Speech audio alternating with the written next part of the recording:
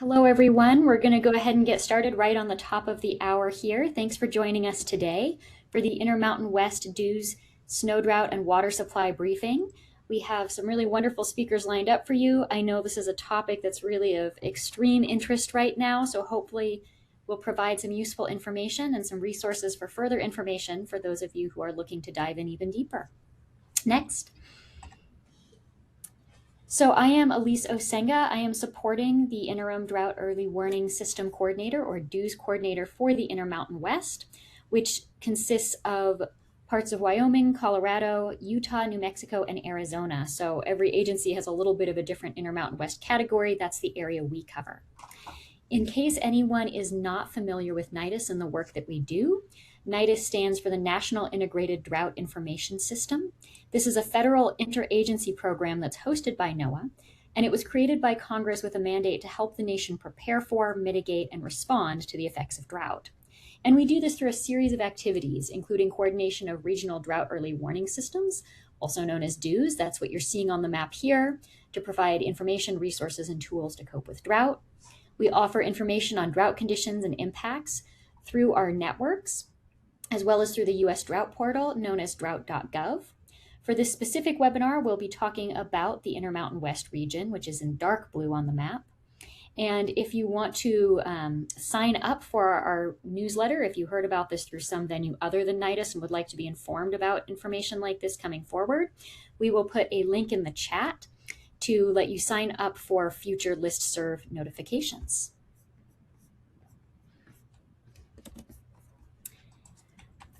For this webinar today, we have 3 speakers, and then we'll move into a Q&A. To make sure that we stay on time, we will be doing all questions at the end. I'll talk in just a moment about how to enter your questions as you think of them to make sure that we're able to get to them when we get to the Q&A point. Our first presentation will be from Nels Bjarke. He'll be talking about snowpack current conditions and outlook. He's from Western Water Assessment at the University of Colorado Boulder. Next, we'll hear from Will Maddox about spring water supply outlook for the Upper Rio Grande. He's from NOAA's West Gulf River Forecast Center. And then finally, we'll be hearing from Dave Dubois about emerging and anticipated drought impacts. Dave is from New Mexico's Climate Center and New Mexico State University. As I mentioned previously, next slide, please. You should enter your questions into the Q&A box. So you probably can't see a chat. If by some miraculous chance you can, do not use that to answer your questions. We will not find them. So in the lower right-hand corner of your screen, you should see 3 little boxes and a plus sign with the word apps next to them. If you click on that button, you'll see the option to look at Q&A. You can type your question in that box that'll appear where it says type your question and click send. We will receive all of those questions and go through them at the end. I'll be moderating that. Next.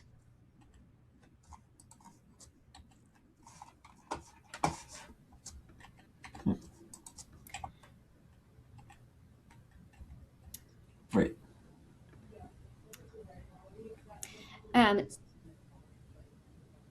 We ended up with duplicate slides somehow. I'm not sure how. All right, well, we're going to go ahead and move on to our first speaker. This is Nels Bjarke. As I mentioned, he's coming to us from Western Water Assessment, and he's going to give us an outlook on current snow conditions. So Nels, you can go ahead and unmute, and we'll get those slides up for you. All right. Thanks, Elise. And yeah, I want to thank the NIDIS team for hosting this briefing. And thanks to Adam, who is running the slides. And so we'll get things going. Yes, again, I'm Nels Bjarke. I work at the Western Water Assessment. We are one of the NOAA RESA teams that works across the U.S. in the hazard resilience adaptation space. I'll be talking about the current snowpack conditions across the western U.S., how we got to where we are now, and then what the outlook for the coming warm months will be. Next, please.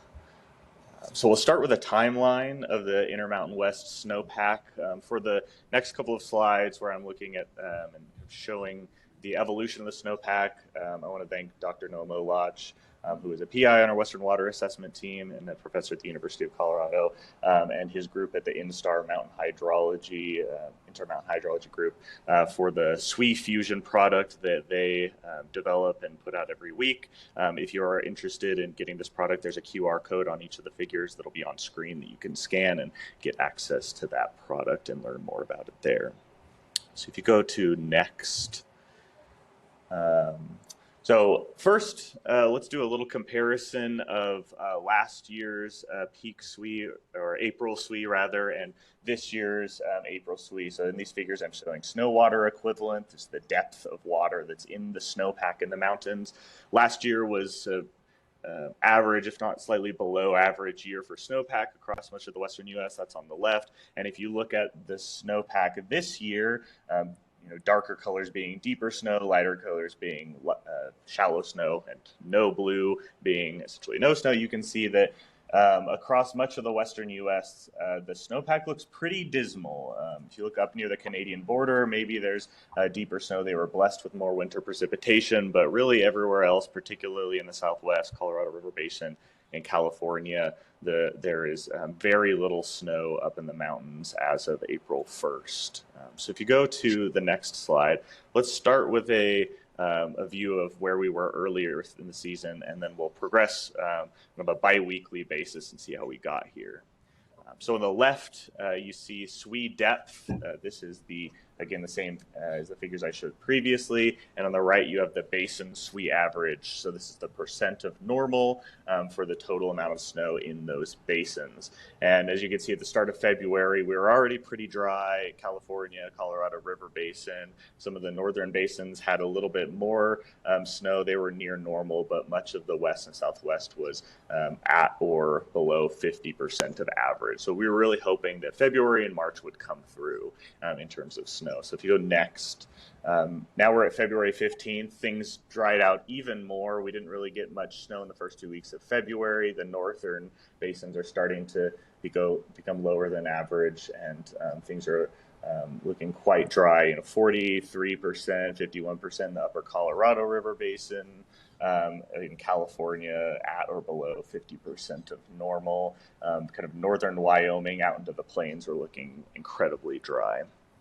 And so if you go to the next slide, all right, we're at March 1st. So right around the beginning of March was the really only kind of widespread precipitation event that we got across the western U.S. So you can see California recovered a little bit, got to near normal in the southern California basins. Again, those northern basins in Idaho and Montana started to look a little bit closer to normal. But even though this was a major precipitation event across the West, we really didn't recover all that much in the upper Colorado River Basin or in the Great Basin or in the kind of Rio Grande River Basin down in the Southwest. And the spoiler alert for what I'm going to show in March is March ended up being, for much of the Southwest, the warmest March on record. We had incredible heat waves that came through, and that really impacted the snowpack in our mountainous region. So you go to the next slide, we'll be now at mid-March. The Colorado River Basin again starts to look pretty dry. The upper basins in kind of the northern west in Idaho and Montana, they got more precipitation up near the Canadian border. It's looking okay up there, but from this point on until where we are now, we see a dramatic decline in snowpack. So you go to the next, this is now just 1 week ahead in March 22nd. The dark brown colors are kind of in the kind of right figure are really suggesting that things are drying out. The snowpack is melting because of all of the heat that we are experiencing across the western U.S. And go advance one more slide to April 1st. And this is essentially where we are today with much of the basins looking at incredibly low record snowpack. So California at or below 15% of normal. Many of the upper Colorado River Basin and lower Colorado River Basins are at, some in single digits of percent of normal snowpack. And if you go advance one more slide, essentially what we showed is, let's see here, and then tab, I think, to add one of the animations here. Between March 15th and April 1st, we saw a 15% of total average snowpack reduction per week over that 2 week period. And that leads us to where we are now, where the mountains are incredibly dry across much of the western US. Even those northern basins that at one point had near normal snowpack have dropped significantly in the amount of water that's stored up in those high elevation mountainous snowpacks. And we now have to then grapple with the runoff and stream flow that is to come after this. So if you go to the next slide, this is now where we're going to move into the forecast figures to see what's coming in the warm seasons. If you go to the next slide. Tab 1, we can show this map here. This is the NRCS water supply outlook from March 1st. So the April 1st official forecast should be available any day now. But if we first look at the western U.S., even before this incredibly warm and dry March, much of the western U.S. is projected to experience low runoff, many basins sitting at or below 50%. So the upper and middle Snake looking closer to normal runoff forecast, 70 to 88%. The North and South Platte around 54 to 70%. As you move south, go tab to the next, you can see the upper Colorado River Basin, even at the onset of March, was forecast to only produce 43% of normal stream flow, and Rio Grande near Elephant Butte was only about a quarter of normal stream flow forecast at the onset of March. But again, we've now, spoiler alert, when this map does come out from the official NRCS forecast, you're going to see a lot more oranges and reds. So if you go to the next slide, now looking at the Colorado River Basin forecast, many of you might have been on the CBRFC webinar right before this, and the numbers are not looking good, I'll say that. So a combination of a very dry March with all of the heat that we experience, hastening the melt during the month of March means that the forecast at the beginning of April is even more dire than it was before. So if you hit tab, many of the upper headwaters for the Colorado River Basin, and this is true for many of the basins in this region, are forecasted to produce less than 50% of average runoff, and you see those little pink triangles there. It's actually less than 30% of average runoff. So as you imagine, if you accumulate those things together, you hit tab one more time, we can then look at the total flow that comes from Lake Powell. The forecasted unregulated inflow into Lake Powell, if you tab, is at 22% of normal inflow for April through July, which is incredibly low. Going to be a seriously dry summer ahead. And then if you hit tab, we'll zoom in on this forecast band. So this pink area in this forecast is the range of uncertainty of flows you might get. So the current forecast is 1.4 million acre feet. That is the 50% non-exceedance forecast. But within the uncertainty bounds, you can actually see that there is possibility that we could experience the driest or historical low flows on record, the previous low being the 2002 low flows of 964,000 acre feet. And even if we get a wetter coming months, so that's what this uncertainty bands account for, wetter or drier conditions in the spring. Even a wetter spring, the kind of max probable forecast that CBRFC is predicting is still incredibly dry. So the notion that a wet kind of April, May, June might save us is quickly leaving the building. So if you go one more slide, I'll just wrap up there with my section. Again, most of these basins in the Intermountain West have less than 50% of average snowpack at the onset of April. Warm, dry March really didn't help us much. In fact, it drove early melting and collapse of the already reduced snowpack. And the current forecast suggests that summer runoff is going to be extremely diminished, with, again, the possibility of being the driest year on record for the upper Colorado River Basin. And I think next is just my slide with my contact information if you have any questions after the webinar. Thank you. Thank you so much, Nels, for that informative and depressing, uh, Yeah. probably not surprising, but depressing presentation. We really appreciate you sharing all that snowpack data with us. We're going to go next to Will Maddox from NOAA's West Gulf River Forecast Center. A reminder that if you have questions specifically for Nels, put them in that Q&A under the apps in Slido, and we will be doing Q&A as a whole at the end. All right, I'm going to go ahead and hand that off to you now, Will. Thank you. Thank you, Elise, and thank you to the NIDIS group for having me. My name is Will Maddox. I'm a hydrologist and the lead water supply forecaster for NOAA's National Weather Service West Gulf River Forecast Center. A little about what we do. We produce operational river and water supply forecasts for all of the rivers in Texas that drain into the Gulf, as well as the Rio Grande that starts in southern Colorado and New Mexico. Today, I'm going to be talking about our water supply outlook for the Rio Grande in southern Colorado and New Mexico. You can go ahead and tab over. Next slide. So the main takeaways, and I'll talk more about it as we keep going in the presentation. But we've had, as you saw from Nels, we had a lot of I don't have much better news.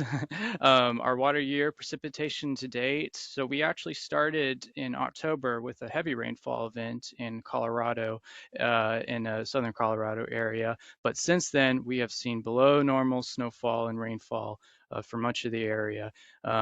Nels also mentioned record high temperatures. We saw that in March, and so that's led to early snow melt, and particularly in the upper Rio Grande. So our water supply forecasts for the summer seasons for Colorado and New Mexico are reflecting of that, and we're seeing well below normal volumes that we expect in the stream flow for the summer.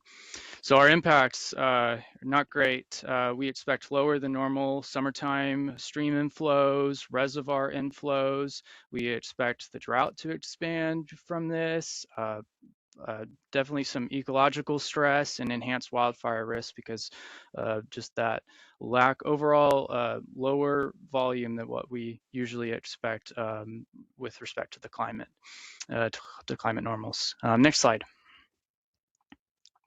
So I just want to touch on how we produce our water supply forecasts. So we divide the upper Rio Grande into hydrologic basins. We take observed conditions. We take a SNODOS modeled precipitation. We take our weather service temperature grids. When we model snowpack and soil moisture in all of these basins. Then we look at the near-term weather forecast. So we take 7 days of the WPC Weather Prediction Center, and then 10 days of modeled temperature. And then beyond that, when we're looking well into the several months ahead of time, we use climatology. So we use historic pairs from 1991 through 2020 precipitation and temperature data, and we run that into our model as an ensemble. And so our forecasts, our volume forecasts, are statistics based off of that ensemble. So it does help account for future conditions based off of past, but we're definitely weighted to what is going on right now and in the near term weather. You can tab, next slide, please. And one tab. So this is just showing our one back, sorry. One more. There you go. So this is our calendar year-to-date precipitation. So we saw basically just below normal precipitation. So here is March. I wanted to show for this area in New Mexico and Colorado, we saw record driest for much of March for precipitation. You can tab over. And temperature also record warmest, and so that has caused a lot of early melt, especially in New Mexico and southern Colorado. So we will see that here in a bit. You can fast forward to the next slide. So I wanted to show current snowpack that we use the SNODOS model into our model. and you see the grids and on that left plot, as well as SNOTEL station data. And basically, there is very little snow on the ground as of a few days ago. The only snow we're actually still seeing in the SNOTELs are reserved to more of the higher elevations and some just spotty parts in the mountains. But overall, very little coverage. You can tab over. I wanted to show particularly what we're looking at in our model. So these are 4 basins, that 2 in Colorado and 2 in New Mexico, that I think give a good representation to the whole area. So we started off with our modeled SWE, snow water equivalent, which is the liquid water in the snowpack. We hit our peak around mid-February for all of these, and then as soon as we hit the first of or as soon as we got into that first week of March, especially for the New Mexico sites, we started seeing a drastic drop, even in the high elevations zones, which is that blue line you see in all those plots. But pretty much as we got to the first of this month, April, conditions are not great. We have melted out a ton of the snow, almost all of it in much of these basins. We did get a small snowstorm last week, so we did rise a little bit, but we expect that to melt out pretty soon from now. You can go to the next slide. I wanted to show this is observed runoff, adjusted volume based off of the NRCS 1991 through 2020 medians for March. We are seeing well above normal stream flow right now in Colorado. It's those blue points you see. That's because we're seeing very early melt in the season. All that snowpack should generally melt a couple months from now, a month, 2 months from now, but we're seeing it now. And then those New Mexico points, we just have less snowpack in the first place and early melt. So we expect those to be well below normals for March. You can tab over. I wanted to show a couple points. So this is one of the headwaters of the Rio Grande at Wagon Wheel. You can see this first off, in October, you see that heavy rainfall event that we talked about. And then as we go forward into the snow season, as we go in time on this plot, you'll see right now in the blue where we end in April, that's our current stream flow we're seeing right now. And so that's the peak, much lower, much less volume than what we'd see. That dotted gray line is historical. And so we're talking 2 months early from what we typically see. You can go over, just tab over. This is another point as we go a little bit lower in the mountains and Magoti, same story, different location. You can tab one over. And this is looking at one of the headwater points in New Mexico. You can see the black line is our current observed stream flow in the USGS site. We already had our peak basically in late March, early April, and now I don't expect too much more. If we get any additional snowfall, we're talking in the lower, that lower 25 percentile of the stream flow stats. You can go to the next slide. So this is looking into our forecasts. This is our 50% exceedance ensemble forecasts. And so the volumes are representative from April through September for Colorado and March through July for New Mexico. So the New Mexico points is going to be pretty much what's left. This does consider, since it's an ensemble, we do consider future cases of precipitation. Who knows what we'll see with the current trends, and if we get any more additional snowfall, I expect it to melt out within a couple days, is what we've been seeing this season. But pretty much across the board, most of our points are well below that 25% of the normal, what we typically see. Some in the 50%. If you tab over, this is our 75%, and tab one over.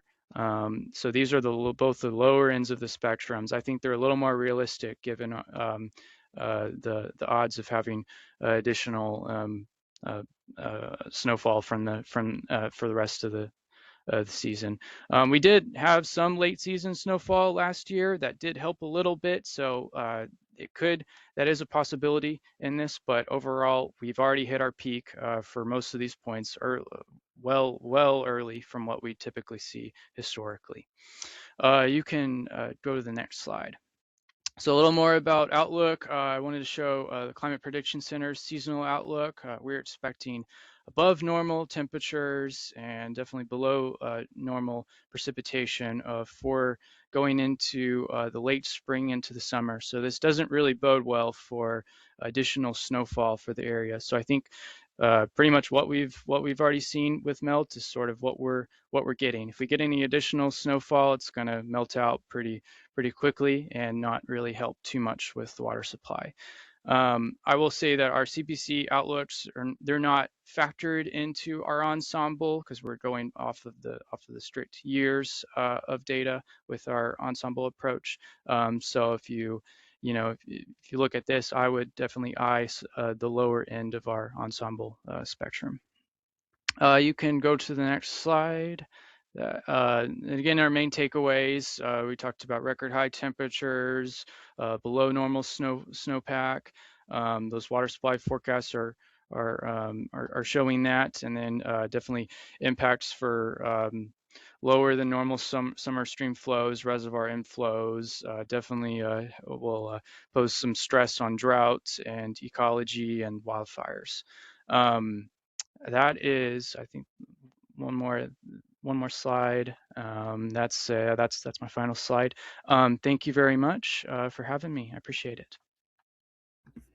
Thank you so much, Will. The Upper Rio Grande does not necessarily always get to be in the limelight as much as some of the other basins do, but it's such an important water source. So we really appreciate you giving us that perspective today.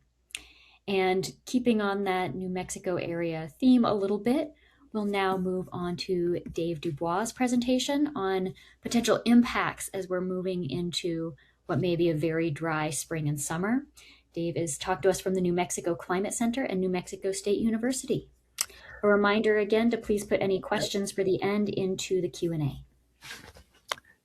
Well, thank you for that introduction. This is Dave Dubois, the state climatologist for New Mexico, based in Las Cruces. And just want to say thank you for inviting me here. And the previous presenters painted a really good picture, actually a bad picture, if you want to say it that way, of kind of the situation and then kind of where we're going. So I just wanted to touch a little bit on some of the emerging, so some of the existing impacts of drought across this whole area, large area, and then maybe a few ideas on some anticipated impacts that are maybe will pop up a little more. We'll find out. And so let's go ahead and go to the first slide. So I want to kind of talk about, I think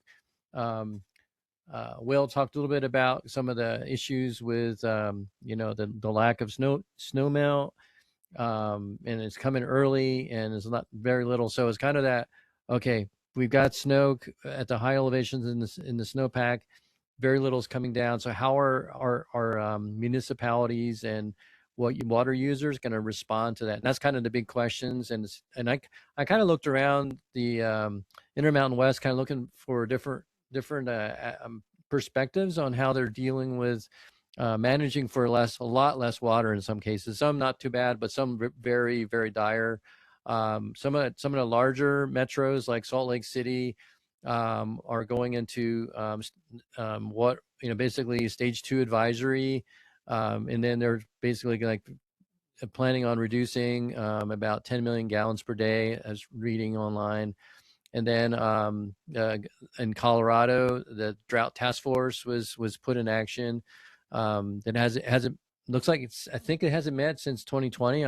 Maybe if confirmation on that, but that's pretty drastic, as well as other populated areas in Colorado, Boulder, Denver, drought watch, voluntary reductions, as well as the city of Denver, stage 1 drought restrictions. And then other places, smaller area. I was looking online about Erie, Colorado. Basically, they're wanting to get hauled all residential and business irrigation till early April. Kind of follow that online to see how that goes. And then I think we mentioned a bit. I won't talk a whole lot on some of the impacts, but there's like was mentioned. Nels and Will mentioned about the upper as well as lower Colorado. Just one thing to mention about the impacts of very little water coming down. We draw power from the Colorado, and just looking online for the projections that later on in the year, anticipating if things don't pop up in terms of getting more precip, that could fall below the minimum power pool on Lake Powell by the end of the calendar year. So that's something to follow. And then, as well as farther down on the Rio Grande, we're expecting to see some drying of the riverbed near Albuquerque. That wasn't that. I guess it was. We've had that in the past, but we're seeing more of that, and in this year we're seeing it a lot earlier than the past few years. So that's going to be a big issue. And then being able to, and we'll talk about it a little bit in terms of the agricultural impacts, and being able to not deliver all of what people are usually expecting in terms of irrigation. So go ahead and go to the next slide. So going through it more generalized, through the impacts of ag and rangelands. So I've talked to ranchers in New Mexico when I do my Masonet maintenance. Some areas are basically severely limited in terms of what's growing for their cattle. So there's a lot of problems with fallowing, and then resting land, or including my family's ranch. We're basically resting it for drought, not having any animals on it. But a lot of folks who derive their income, they're basically have to their cattle numbers are really low, and so they're having to maybe even reduce those even further because of the lack of forage, and then also counting the cost of hauling water and supplemental feed on top of that, which really cuts down on any of the income that a lot of the folks who are in rangeland management for cattle, as well as the water quality, as we found in the past years, especially like 2011, 12. The reliability of the existing water sources were threatened, and the water quality has gotten worse during the drought years. So that's something kind of anticipated. It hasn't hit that much yet, but maybe later in the year. So another, anticipating, if looking at the CPC temperature outlooks, when we see the precipitation, but then the high temperatures hit our animal herds. That's another anticipated impact of drought, as well as the last one here in terms of 2025 in the spring and early summer was really severe in terms of wind erosion in the far south along the Mexico border, southern Arizona, southern New Mexico. It hasn't been as severe this year, but it's still drying out, and so which has been a positive thing, but it's still very dry. So next slide. And I just want to kind of highlight, there's condition monitoring observer reports, which is an excellent resource if you don't know about it, to kind of get some on the ground reports. And I just want to highlight two of them. One of them is in Catron County, New Mexico, and it's basically that dot there in the far south, the lower left of their map there. There's a dot there, and it kind of just you can see the actual input from the person who submitted the report. Basically down, talking about selling down to half or their cattle. And then it's basically, it says our 94-year-old neighbor who has spent his entire life here said he never remembers seeing it this in this way. So that's in New Mexico. The next slide is another one in southeast Colorado, near in the Los Animas area. Seeing basically less than 1 inch of precip in September 2025, and going all the way to the bottom of that text there, basically ranchers in this area will be selling livestock out of necessity. One of the worst droughts I have seen in my 38 years in this area. So there's some of the reports to kind of get a on the ground, how are people struggling with the current drought. So next slide. And this basically kind of talking a little bit about wildfires. These are some of the maps you probably have seen before, the monthly significant wildland fire potential outlook, showing the current basically the above average across New Mexico and Arizona, and then that moving into in June, moving northward into Utah and Colorado, and then the same way in July. So that's kind of the anticipated impacts of drought, kind of, and higher risk of wildfires. There's already been burn bans and fire restrictions across New Mexico as well. And there's also existing stage 1 burn bans in 13 counties in Wyoming, as well as in Utah, and then also Arizona. So the next slide shows you kind of map of the areas based off of the Southwest Coordinating Group, showing where the current, as of April 6th, yesterday, where the current stage 1, and then there are some fire bans across a few areas, especially in New Mexico. So if you go to the next map, it shows the state of Colorado, where the current fire restrictions are, and there's the URL. And then the next slide, I'll move on to my last slide here is kind of what some of the anticipated impacts to tourism, which is a major part of a lot of our economics in a lot of areas in the Intermountain West. I just want to show that graphic I grabbed off of social media just a day or so ago. In Colorado, basically, there's one reservoir. It's not a lot of water in that reservoir, but it serves as a hub for tourism in that area. It says down here in southeast Colorado, there aren't very many places to go fishing, and boating and recreating. So when this lake fills up, it's a big deal for the communities, and that's from the Colorado Parks and Wildlife staff person. So there's some definite already impacts to tourism and local economies, especially with the ski resorts. A lot of them had shortened season this year, and of course, a lot of them are closed right now. But just taking in one example, in one of the ski resorts that usually has a really good snowpack, Wolf Creek ski area, closed right on April 5th, just this past weekend, and that was about. I was looking on when they usually close, and that was about the time they usually close. So they stuck it out, and I looked at the Snowtel that's nearby at this Wolf Creek summit, and it was, looking at that, it's like 38% of median on yesterday, April 6th. So they didn't have a lot of snow, but they stuck it out pretty far.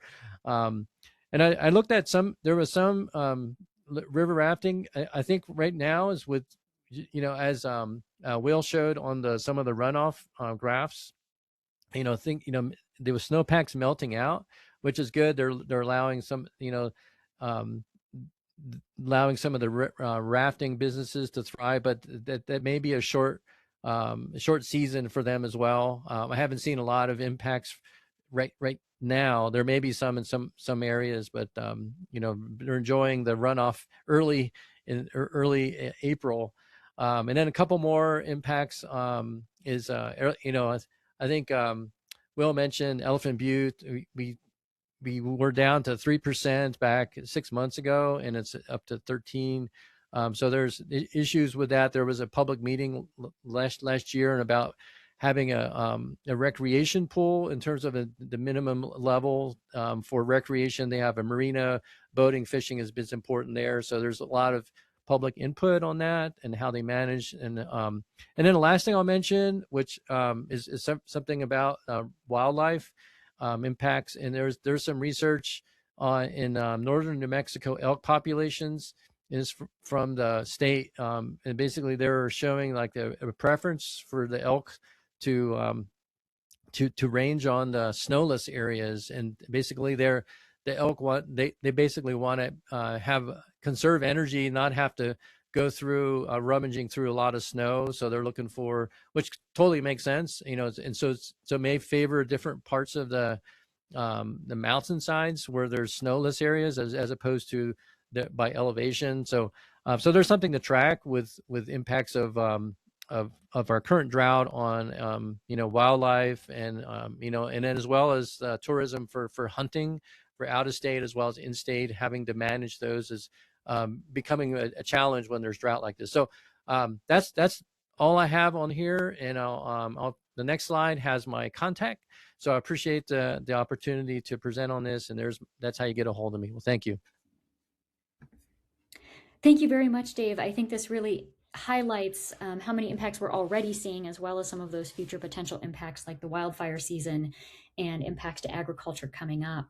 And it really highlighted for me when you were talking about the different conditions, how widespread a lot of these conditions are, and how ranchers and farmers across multiple states are seeing very similar conditions. And when you have that sort of regional spread versus something that's isolated to a smaller area, how those impacts can really be compounded.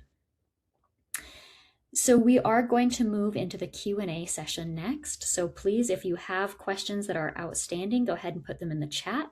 I'm going to give just 30 seconds for some questions to come in, and then we will start diving into questions for the speakers.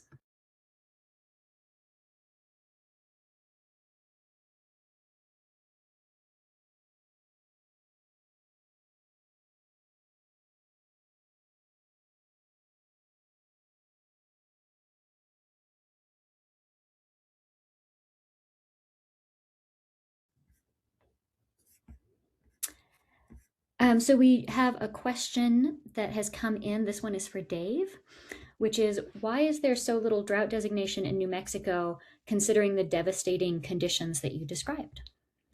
Well, it's a very, very good question. So I think last I looked at U.S. Drought Monitor, we're right around 94, 95% in drought. We've got areas of D3, D2, D1 over, and we just have a few little locations that are in D0, and those may go away after a while. So there is significant amount of drought.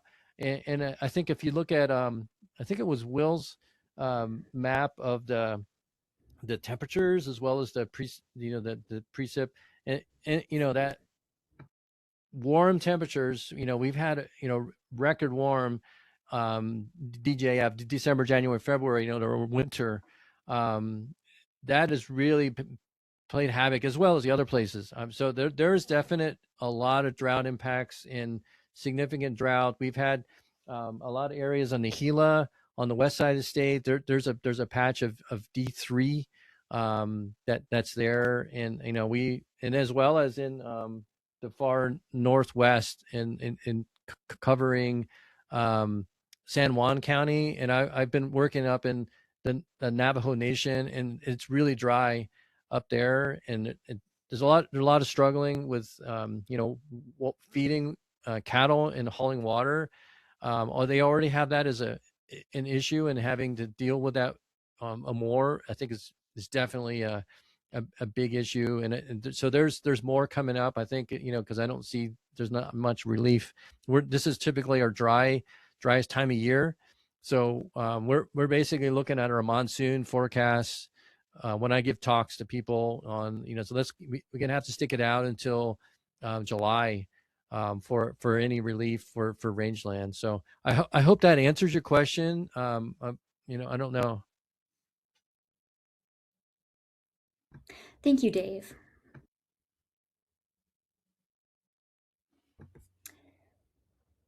So our next two questions I'm going to reframe a little bit because they're not necessarily within the bailiwick of what our speakers cover. Both of them were around questions on water use restrictions. So I'm wondering if any of the speakers would like to talk a little bit about water supply. I know restrictions are tied to also policy and municipal decisions and things like that, but either Will or Nels, would you like to talk a little bit more about what water supply impacts there might be from the current situation with the snowpack?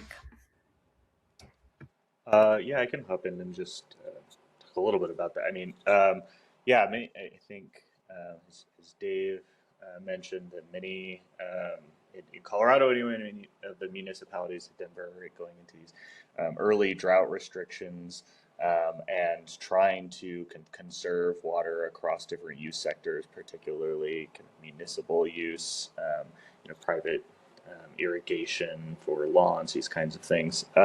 And the reason that those are being kind of initiated now is that we're forecasting low levels of inflow into the coming warm season into our reservoirs, and while we do have storage in reservoirs and also in our groundwater wells, we don't want to rely completely on those resources and deplete those, as they are kind of our buffer or our resilience to some of these dry years. And so, I mean, the goal is going to be to try to distribute the shortages of water across different use sectors where those impacts can be kind of absorbed and where we can kind of stick it out until we get some reprieve, if the reprieve comes from either kind of late summer precipitation, or in the coming months if we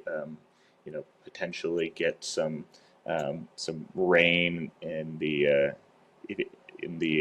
coming April and May.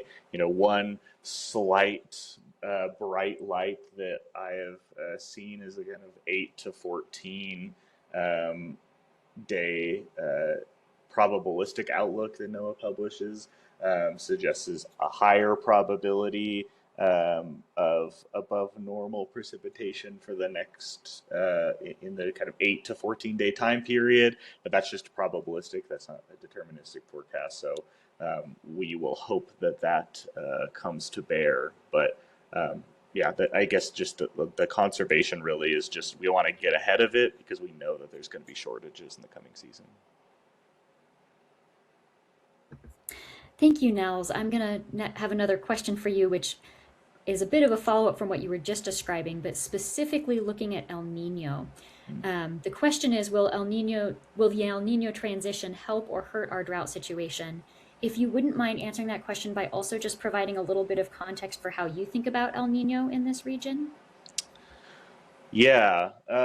So El Nino is that gets a lot of coverage, and it's essentially these warm ocean temperature anomalies in the Pacific have the potential to transport more than average moisture to our region, but we sit at an interesting place in the kind of Intermountain West, where the amount of kind of predictability that El Nino gives to the amount of precipitation that we'll receive in the warm season kind of varies across our region.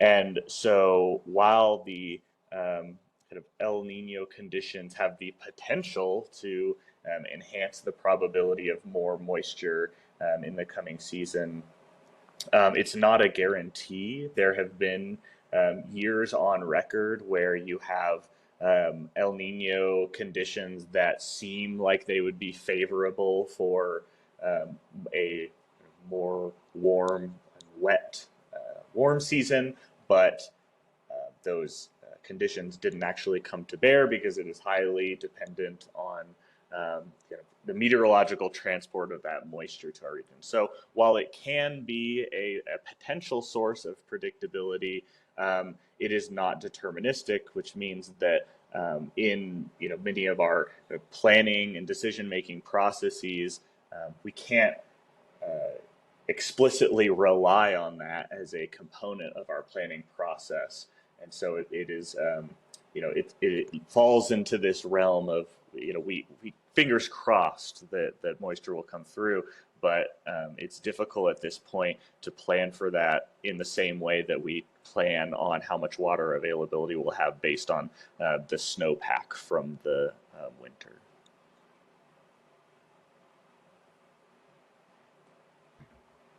Thank you so much, Nels. I have one question for Will, and then we will need to transition into wrapping up. If we were not able to answer your question today, I apologize for that. We will look through the chat, and if there are unanswered questions, we can forward those on to the correct speaker.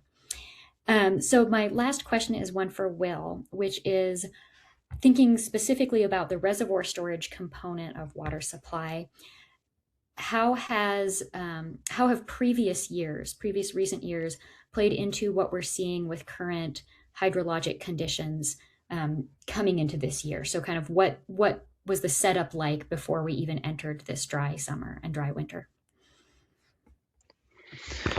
Yeah, so we've had some lower years going into this. So I think I'd have to look back more at data from the last several years, but we did have some lower inflows over the past few years. So I think you combine that with a year like this year, and it's not a great setup. I think this particular year, though, as far as water going out into the future, we'll probably maybe see the impacts a little bit more later. Depends on the reservoir operations. Sorry, I don't know if that really answers it well. I just need to look into a little more into more data and get back with them. Sorry. Not a problem. That was helpful. Thank you, Will. So we are going to now transition into closing up today's webinar. Again, I apologize if we were not able to fully get to your questions. We will be sending those to the appropriate speaker if it's a question that they can cover. I will just say there were several questions specific to drought restrictions in certain cities. Those are really questions for municipalities or state entities that are doing water governance, as opposed to our scientists who are presenting. So if you don't hear back on that, that would be why. But we will try to at least let you know we have seen those questions. So I'm going to just wrap up by putting some information in the chat about where you can find future resources. If this webinar has been helpful and you would like to stay up to date on drought news, please sign up for the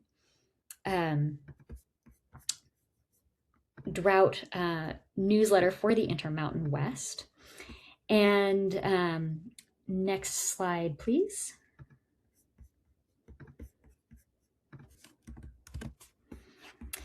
These are a few other resources that are a little bit more basin specific, so you can scan the QR codes if you would like to check out some of the NRCS, the National Resources Conservation Service forecasts. For specific streams, you can use these websites that the NRCS provides to look at specific rivers and specific reaches in the Upper Rio Grande or the Arkansas Basin headwaters. I'm giving just a couple seconds in case anyone does want to scan. And then next slide, please. There are other drought reporting resources that are out there that are separate from what NIDIS does, but that are informed to you for a lot of the work that we do. So things like the Seymour program, which Dave mentioned in his presentation, which is a great way where you can represent on the ground conditions you see. So if you're thinking, gosh, the conditions I'm seeing don't seem to match up with what I'm hearing about in some of these resources, this is a great way for you to get involved as a citizen scientist. Similarly, CocoRaws is another great way to be an on-the-ground observer. And if you could just go to slide 7 really quickly, Adam. I mentioned the Rio Grande and the Arkansas resources earlier. If you're more interested in the Colorado River Basin forecast updates, those can be got through Colorado River Basin Forecast Center's website with that QR code there. All right, with that, we can jump to the final thank you slide. I want to just, even though they cannot see or hear us, give a round of applause and an extra thanks to all of our speakers for taking time today out of their busy schedules to talk to us about the conditions they're seeing in this region. We really appreciated all of the information they provided. For those of you who are wanting to have a second look at those slides or hear some of this information again, the recording and the recap of these presentations will be provided on drought.gov, and they will also be posted on the NIDIS YouTube channel. So you can go there to watch both this and previous updates if for some reason you wanted to dwell on the past. State-specific resources, if you're wanting something that's a little bit less broad, can be found on drought.gov/states. We provide links on those pages to local resources like your state climate office and other places that might have drought information a little bit more localized. We're going to also have a post-webinar survey that will be sent out. Please make sure you fill that out so we can make sure the next presentations set we provide is as useful as possible. Thank you again and have a great day, everyone.